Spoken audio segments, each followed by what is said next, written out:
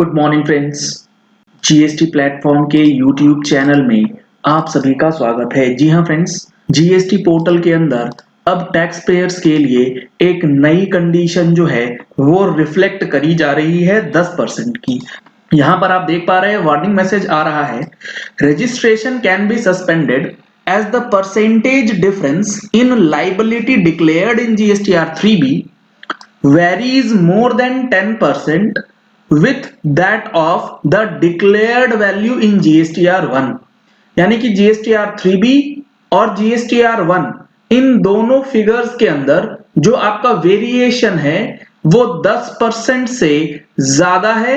इस वजह से आपका नंबर जो है वो सस्पेंड होगा, या फिर the ITC claimed in GSTR 3B varies more than 10% with the values auto-populated from GSTR 2B on the basis of GSTR 1 filed by the suppliers। और दूसरा इसमें कंडीशन ये दिया जा रहा है कि इनपुट टैक्स क्रेडिट जो आपने GSTR 3B के अंदर क्लेम किया है वो आपके GSTR 2B की वैल्यू से 10% या उससे ज्यादा की वैल्यू के अंदर डिफर करता है, तो आपका नंबर जो है वो इस कारण से भी सस्पेंड होगा। ये मैसेज आपको मिलेगा टैक्स लाइबिलिटी और ITC कंपैरिजन टेबल में, क्योंकि इसका नया फॉर्मेट इनेबल कर दिया गया है जिसमें पेमेंट थ्रू DRC 03 का बटन जो है वो भी दिया गया है, जिसकी डिटेल्ड वीडियो मैंने ऑलरेडी आपके साथ शेयर करी थी अपने चैनल पे। अब ये 10% वाली कहानी क्या है, इस कहानी को समझने के लिए आपको रूल और उससे रिलेटेड जो सर्कुलर है वो समझना होगा।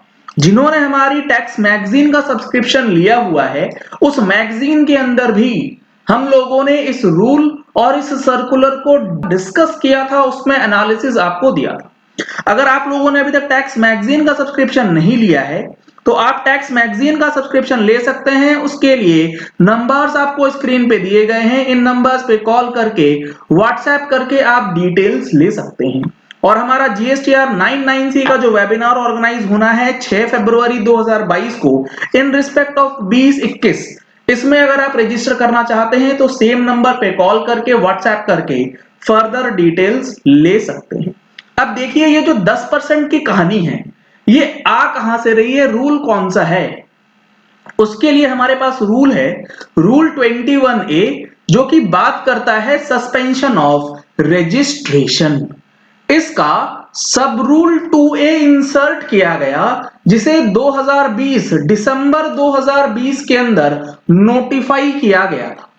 इसमें क्या चीजें बताई गई, where a comparison of returns furnished by the registered person under section 39, यानी कि GSTR 3B के अंदर जो रिटर्न्स फर्निश्ड करी गई हैं उसमें कंपैरिजन करने के बाद, कंपैरिजन किसके साथ, with the details of outward supplies furnished in GSTR 1, यानी कि 39 की 3B में जो फिगर्स डाली आपने उसको कंपेयर करेगा पोर्टल GSTR 1 के अंदर जो लाइबिलिटीज डिक्लेयर की है। और इसके बाद है और the details of inward supplies derived based on the details of outward supplies furnished by his suppliers in form GSTR 1। अब यहां पर कंपैरिजन दो चीजों की होगी। जब आप GSTR 3B फाइल करते हैं वहां पर लाइबिलिटी और इनपुट टैक्स क्रेडिट दोनों का फिगर्स जाता है।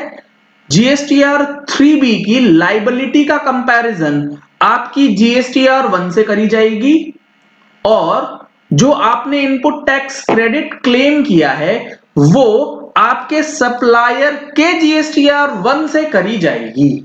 और उस कंपैरिजन को करने के बाद जो डिफरेंस आएगा वो अगर सिग्निफिकेंट रहा, क्योंकि आगे इन्होंने लिखा है it may be carried out on the recommendation of the council, और किसी प्रकार की कोई भी कंपैरिजन यहां करी जा सकती है, shows that there are significant differences और एनोमलीज।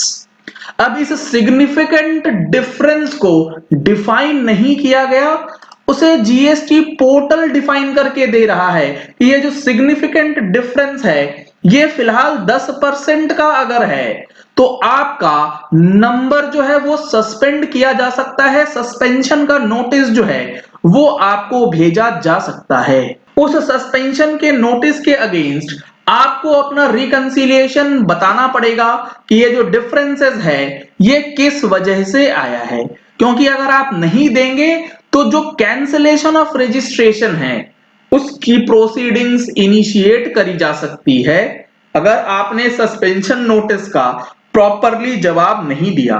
तो यहां पर जीएसटी पोर्टल सस्पेंड कर सकता है आपका जीएसटी सर्टिफिकेट, और उस सस्पेंशन का जब आप क्लैरिफिकेशन देंगे उसके बाद आपका नंबर जो है वो रिस्टोर किया जाएगा।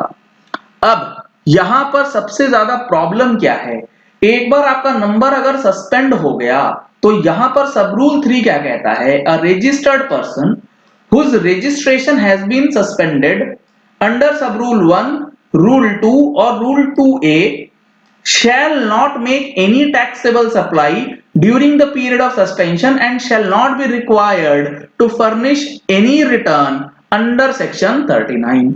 अगर आपका नंबर सस्पेंड हो जाता है तो सस्पेंशन की डेट से ना तो आप टैक्सेबल सप्लाई कर पाएंगे, ना ही उसका इनवॉइस बना पाएंगे, और ना ही आपको कोई रिटर्न भरने की जरूरत है।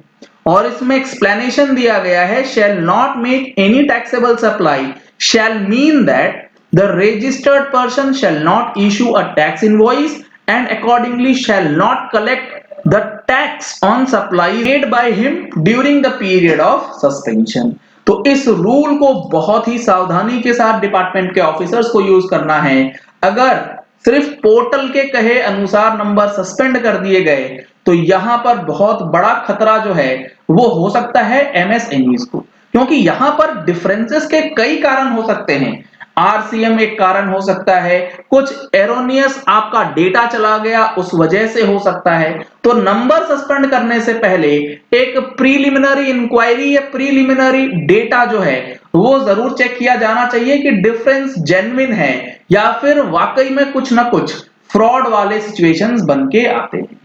अदरवाइज यहां पर प्रॉब्लम आएगी, और इसको ध्यान में रखते हुए स्टैंडर्ड ऑपरेटिंग प्रोसीजर सीबीआईसी ने इस रूल को ऑपरेशनल करने के लिए ऑलरेडी इशू किया है।